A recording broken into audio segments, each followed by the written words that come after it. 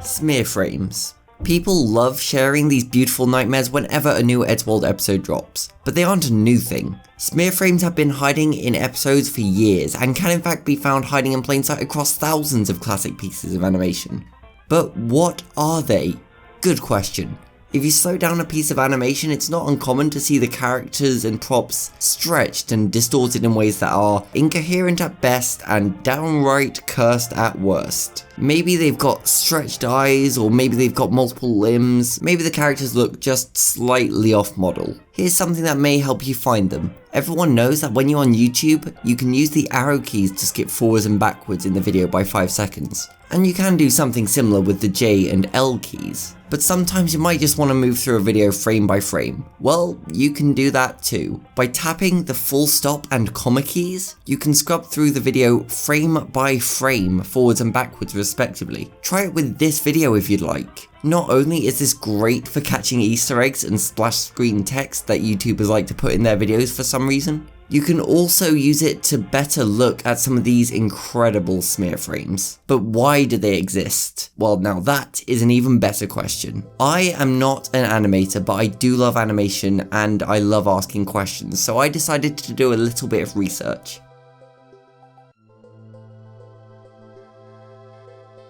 Smear frames help simulate the illusion of motion blur. You know when something is moving fast, it can look like it's in multiple places at once? In film, that's called motion blur, and without it, movement can look unnaturally smooth or unnaturally choppy. If you're working with flash or CGI or even stop motion, this effect can be very difficult to achieve and may even be added in post.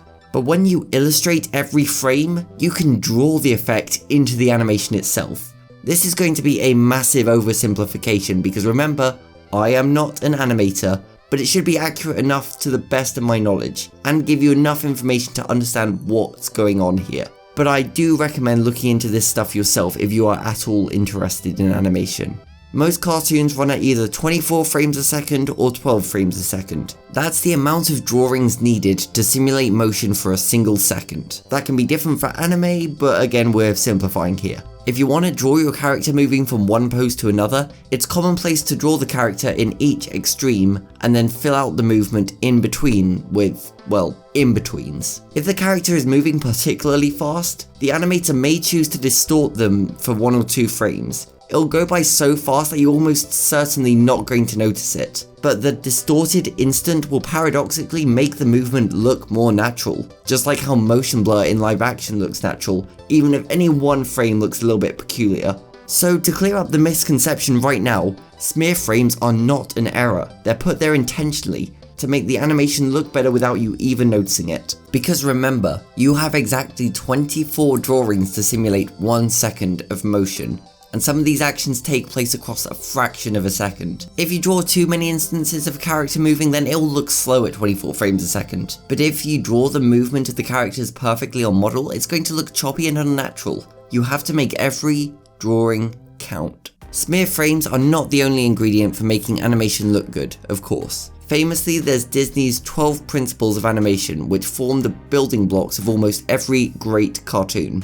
We've just been talking about squash and stretch, distorting objects to give them weight, elasticity, and yes, fluid motion. But there is also anticipation. You don't want your character making an important movement without just the right amount of build-up. Anticipation helps the viewer follow what the character is doing so they can better read the motion on screen, and it just makes the whole movement look more natural.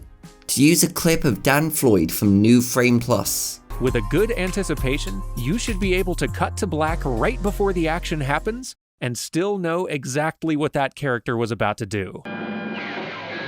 Then there's slow in and slow out. Having your characters accelerate from one pose and decelerating into the next rather than having them move linearly.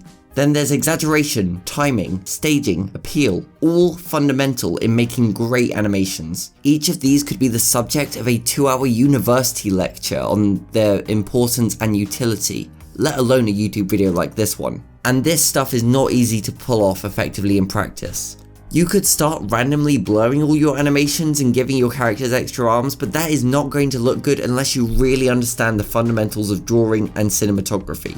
And even if you understand the rules, you still need to be a fantastic artist. not only to put them to good use, but to strategically break them for artistic and comedic effect.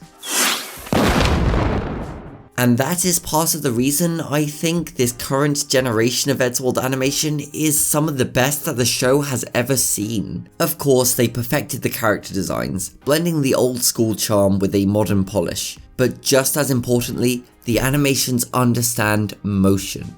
They know how to make these characters move, and they know how to make it look fast, fluid, readable, and satisfying. And that gives them the ability to animate incredible things that in live action would be simply impossible.